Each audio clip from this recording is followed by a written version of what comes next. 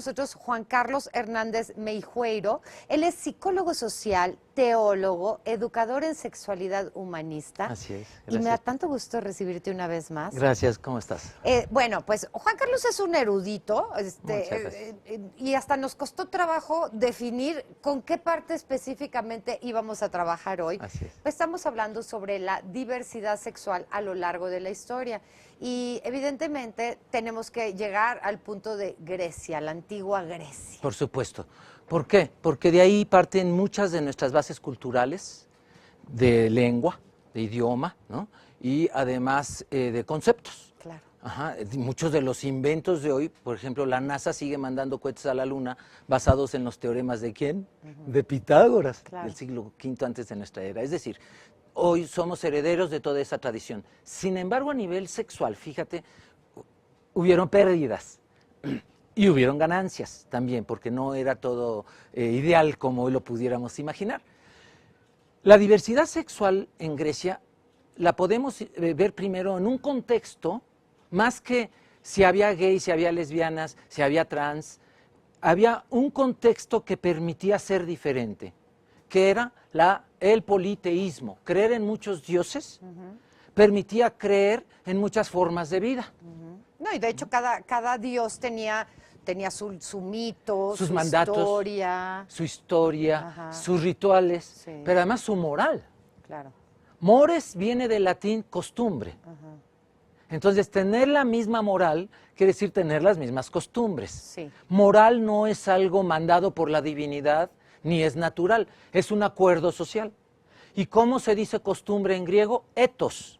De ahí viene ética. Ok. Entonces nos ponemos de acuerdo. Entre profesionales nos ponemos de acuerdo en que no se vale el abuso sexual. Eso es trabajar con ética profesional, porque nos pusimos de acuerdo en esos límites. No se vale matar. No se vale matar, no se vale robar, hay Ajá. una ética civil. Ajá. Muy bien, ok. En Grecia, la moral tenía otros aspectos. Por ejemplo, vivían desnudos. Ajá. Eso ya da otra forma de ver la vida, absolutamente, y de quién te gusta y quién no te gusta. Pero además, la estructura legal, esto es un estudio de John Boswell, el libro en inglés se llama Same Sex Unions, en español está como Las bodas de la semejanza, de Editorial Mushnik, y él empieza con los romanos, porque son herederos de la cultura griega, no más que con sus cambios, que los veremos. Pero él se va para atrás, para atrás, para atrás, llega hasta el siglo VI, topa con Grecia clásica y dice, Grecia no tenía la familia como base social, para empezar. A ningún griego se le hubiera ocurrido decir la familia es la base de toda sociedad. Pero sí, la comunidad es la base de toda sociedad. Porque si no está mamá, si no está papá, hay una vecina, hay un tío, hay una comunidad que sustenta. Muy bien. Pero además legalmente se reconoce 4 tipos de relaciones eróticas o erótico-afectivas y algunas reproductivas legales para una misma persona en Grecia. Es decir, un griego libre podía casarse 4 veces con 4 personas diferentes al mismo tiempo para fines distintos. Si nació niño, casi siempre era educado en cierto momento, muy temprano, 4 o 5 años de edad, se les mandaba al andreín, lugar de hombres, andros, hombre. Si nació niña, al gineceo, genos, mujer, al gineceo. Entonces no crecían con sus padres, casi no había contacto con lo que llamamos hoy familia. Era más bien contacto con la comunidad y con maestros, con maestras. Y entonces vamos a tener que al regresar a los 15, 16 años, ya eran casi adultos para esa época, porque se consideraba que el hombre era adulto cuando le cerrara la barba y el bigote, el bozo o el bocio. Era un pueblo peludo, entonces podíamos imaginar que adolescentes de 14, 15, 16 años ya estaban echando barba y bigote y entonces ya se les consideraba parte del mundo de los adultos. Cuando se les consideraba parte del mundo de los adultos, se les entregaba una mujer para la reproducción.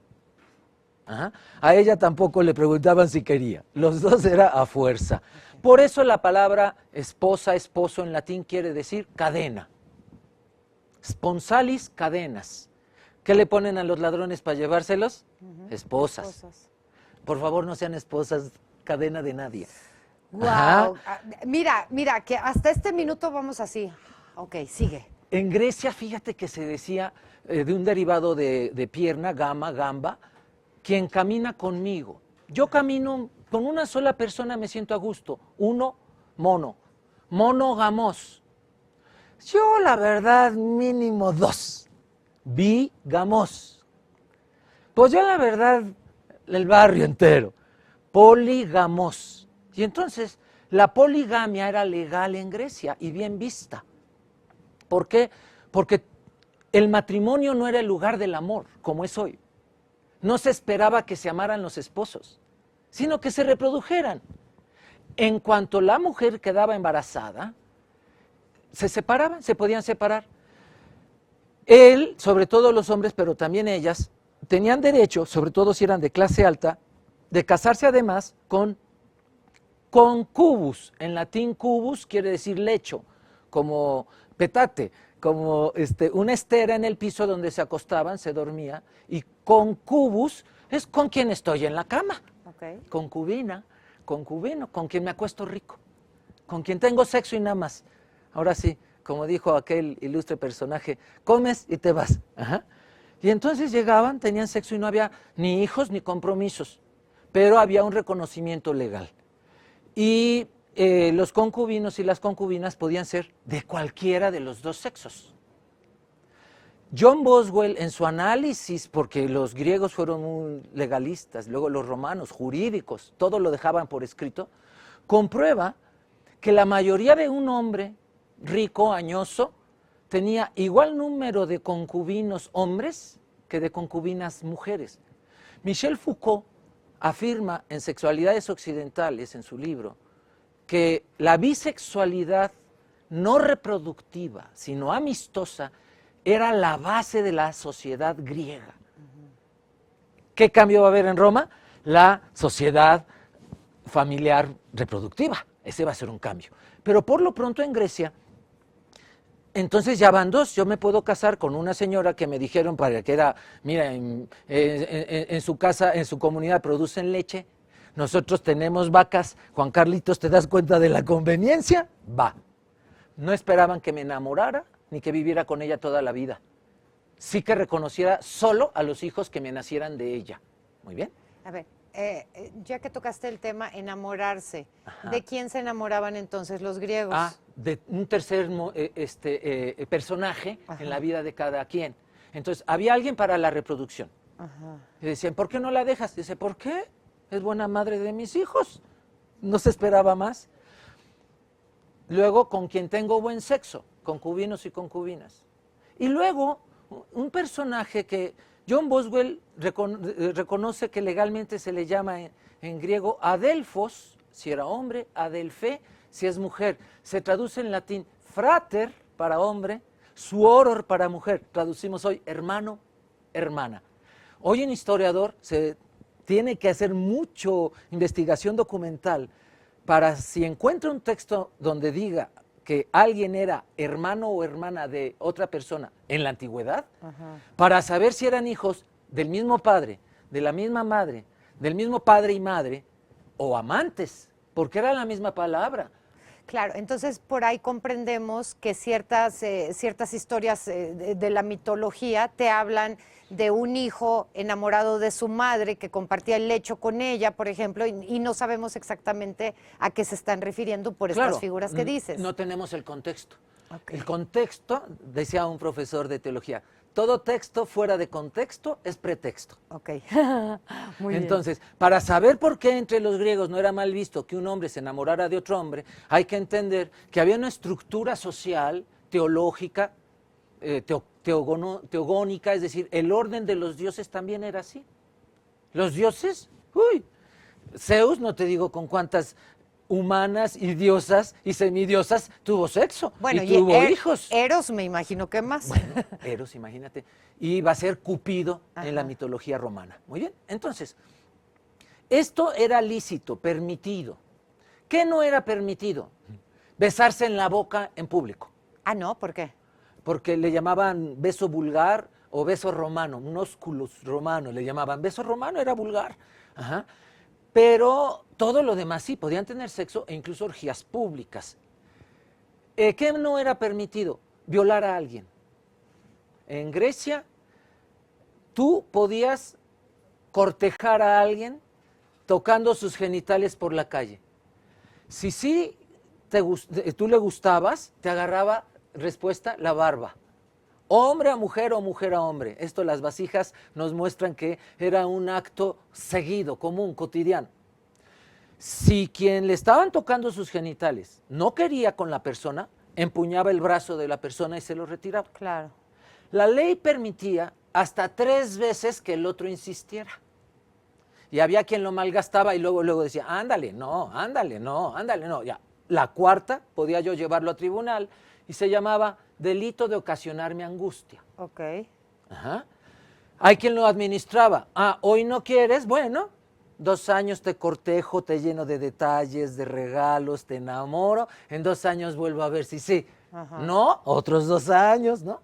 Y entonces había una forma, es decir, no estaba todo permitido. La violencia estaba castigada. ¿Qué más? Los celos. Claro, no podía haber celos.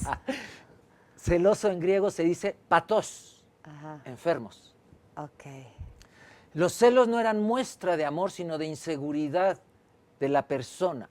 Porque una de las cosas que exigía la religión griega era la estética personal. Al vivir desnudos, tú tienes que ser estético para la vista del otro. ¿Por qué? La base de la religión griega es la hedoné. Hedoné quiere decir placer, felicidad. Mi vida entera tiene que ser para tu placer, para tu felicidad, para lo de los que conviven conmigo. Ajá. Solamente cuando hay guerra, cuando hay una guerra declarada. Entre nosotros, entre las ciudades griegas, había una confederación, algunos con Atenas, otros con Esparta, donde no se valía la guerra. Tenemos diferencias, se retaban dentro de 4 años en el Monte Olimpo a competencias deportivas, filosóficas y artísticas, y quien tenga más medallas es como si hubiera ganado la guerra. Entre ciudades griegas no. Sí las hubieron. Sí hubo quien rompieron los acuerdos y los pactos, pero solo se organizaban para la guerra contra sociedades no griegas que venían a atacar. Regresemos al inicio de esta conversación. Al ser esta la costumbre, todo estaba bien, menos lo que estaba prohibido, claro, que ya acabas de decir que es. Por lo tanto, no había pecado, no había falla, no había engaño. No. Y era sabido, porque además, al crecer en comunidades, las personas tenían, sobre todo los de clase alta, un oikos, que quiere decir casa. Y entonces, en la casa, yo podía decidir dormir solo, vivir solo, o invitar a cualquiera de mis 3 personajes con quien estoy casado o más a casa. Ahora, la adultez se declaraba a partir de la pubertad. Y entonces, hoy cuando se dice que en Grecia existía la pederastia pedagógica, no imaginemos, por favor, lo que hoy es delito en México. Allá eran casi siempre jóvenes de 13, 14 o más, 16, 17, que todavía se les llamaba país, o paidos, en griego niño. Después pasaban a ser efebos. Muy bien. Y entonces, tenían relaciones ¿con quién? Por ejemplo, hay una palabra que quiere decir, mi maestra es bonita. Se enamoraban de las maestras y era bien visto. Didascalos. O la maestra se enamoraba de sus enseñantes. Matetrai. Y era bien visto si no había violencia. Ok, a ver. Te quiero decir que nos tienes embobados con esta cultura griega. Esta cultura griega, que nos ayudas a entender muchísimas cosas, y que te pedimos que por favor regreses, porque justamente es esto, con historia, con hechos, como podemos reconstruir una vida que sea buena y plena para todos nosotros. Además, nos da una referencia a saber cómo comportarnos hoy con referentes históricos del pasado, sin pensar que lo que hoy está sucediendo de la diversidad sexual es una perversión de los mundos futuros. No. Te agradezco enormemente esta conversación. Es Juan Carlos Hernández Meijueiro. Él es psicólogo social, teólogo, educador en sexualidad humanista, y eres un rey. Gracias. Muchas gracias. Qué linda. Continuamos.